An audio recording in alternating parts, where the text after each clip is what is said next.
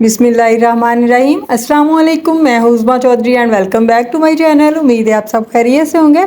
अल्लाह पाक आप सबके रिज़्क़ हलाल में फरावानी अता करे। तो जनाब, आपने जैम तो बड़ी तरह के खाए होंगे, बहुत से फ्रूट्स के खाए होंगे, लेकिन आपने जामुन का जैम नहीं खाया होगा। आप एक बार इसे टेस्ट करेंगे ना तो आप मेन डिश को भूल जाएंगे। ये इतना मज़े का, इतना यमी और हेल्दी जैम बनता है ना कि जो भी खाएगा उंगलियां चाटने पे मजबूर हो जाएगा और आपसे रेसिपी पूछे बिना नहीं जाएगा। तो रेसिपी को आपने कंप्लीट देखना है और आपसे रिक्वेस्ट है, आगे बढ़ने से पहले अगर मेरे चैनल पे नए हैं तो प्लीज़ एक बार चटखारा विद उज़्मा को ज़रूर सब्सक्राइब कर लीजिए। तो चलिए स्टार्ट करते हैं। इसके लिए मैंने जामुन लिए हैं, 1 kg हैं, पके हुए जामुन मैंने लिए हैं और इन्हें अच्छी तरह से मैंने वॉश किया है। फिर इन्हें मैंने स्टेन कर लिया। ये देखिए बिल्कुल साफ़ सुथरे और पके हुए जामुन है। आप थोड़े कच्चे भी ले सकते हैं, लेकिन उनमें गुठलियाँ अलग करने में प्रॉब्लम होगी। अब 2 गिलास पानी में इसमें ऐड कर रही हूँ और अब हमने क्या करना है, हाथों की मदद से ही हमने इनकी गुठलियाँ जो हैं ये अलग कर लेनी है। बहुत ईजीली हो जाएंगी क्योंकि पके हुए जामुन है। यकीन कीजिए, आप इनका टेस्ट फ्लेवर देखेंगे ना तो आपको मैंगो जैम से भी ज़्यादा ये मज़े का लगेगा। बहुत ही डिफरेंट और मुनफरिद सा इसका मज़े का टेस्ट होता है। ये देखिए जो पके हुए हैं कितने इजीली ये अलग हो रहे हैं। ये देखिए हाथों की मदद से, हमें किसी भी चीज़ की ज़रूरत नहीं है इनकी गुठलियाँ अलग करने के लिए। ये देखिए पल्प सारा हमने अलग कर लेना है इनका। ये देखिए गुठलियाँ जो होती हैं वो भी बहुत काम की होती हैं शुगर पेशेंट्स के लिए। इनको पीस के पाउडर बना के इनकी दवा बनाई जाती है, बहुत अच्छी होती हैं। और ये पल्प जो है ये सारा हमने अलग कर लिया। ये देखिए कोई भी गुठली नहीं है इसमें। अब हमने क्या करना है, अब हमने इस पल्प को ब्लेंड कर लेना है। तो इसे ब्लेंडर जग में ऐड कर देंगे और इजाफी पानी हमें डालने की ज़रूरत नहीं है क्योंकि जो 2 गिलास पानी हमने डाला था वही काफ़ी होगा इसे ब्लेंड करने के लिए। तो ये देखिए माशाल्लाह इसका कलर चेक करें आप, कितना ज़बरदस्त लग रहा है।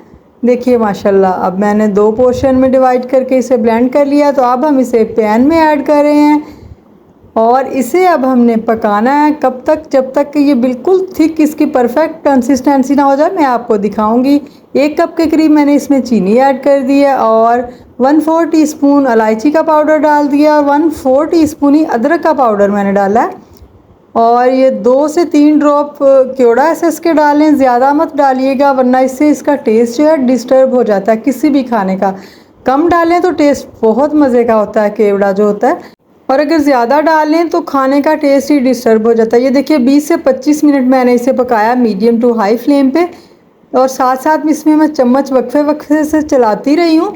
और जब ये थिक होना शुरू हो गया फिर चम्मच आपने मुसलसल चलाना है और इसकी यही परफेक्ट कंसिस्टेंसी है। इसी पॉइंट पे आपने इसे उतार लेना अच्छी तरह। अगर आप इसे पका के उतारेंगे ना तो आप इसे फ्रिज से बाहर भी रख लेंगे तो ये 15-20 दिन 1 माह तक आराम से चल जाएगा।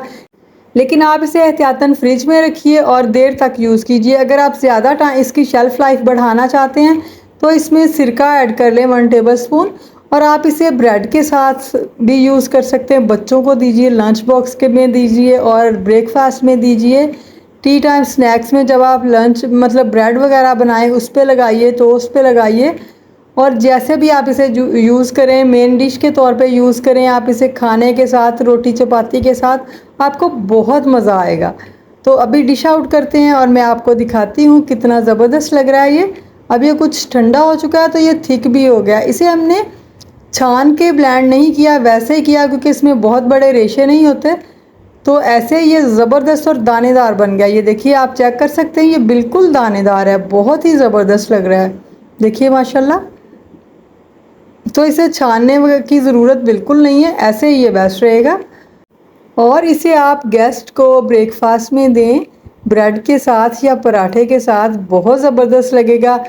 आप कोई भी कढ़ाई मतलब बनाएं, मटन की बनाएं, चिकन की बनाएं या बीफ की, आप साथ में अगर ये पेश करेंगे ना तो सब इसे बहुत पसंद करेंगे, लाइक करेंगे। क्योंकि वो कढ़ाइयाँ तो हर कोई खाता ही रहता है, लेकिन ये मुनफरिद सी चीज़ बहुत ज़बरदस्त और मज़े की लगती है और हेल्दी भी है।